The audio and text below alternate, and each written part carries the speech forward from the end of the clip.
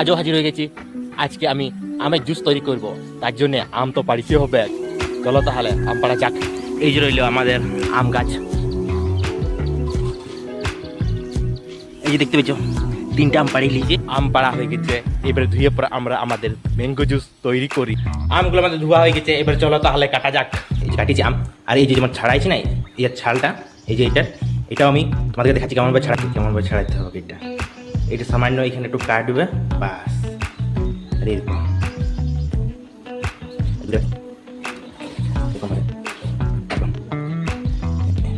আর এই একটা বাটি লিচে, এই বাটিতে জল লিচে, এই বাটিতে এবারে একদম আমটা ডুবাবো। তো এটা মিক্স করতে হবে,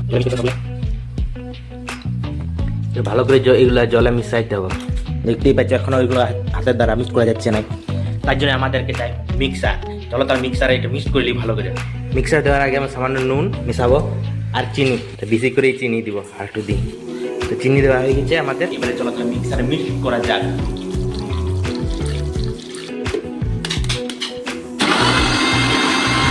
আর আমাদের মিক্সড হয়ে গেছে একদম।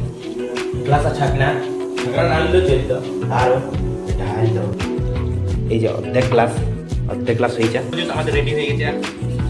এই ম্যাঙ্গো জুস করতে অনেক কষ্ট হয়ে যায়, যেমন তোমাকে ছাকে হোক, এত অর্ধেকটা বের করতে পারলাম, এখনো আছে। খাইতে কেমন লাগছে? নিজের ঘরের তৈরি ম্যাঙ্গো জুস আর নিজের গাছের আম, দারুণ টেস্ট, বিশাল। দেখাচ্ছে পরে।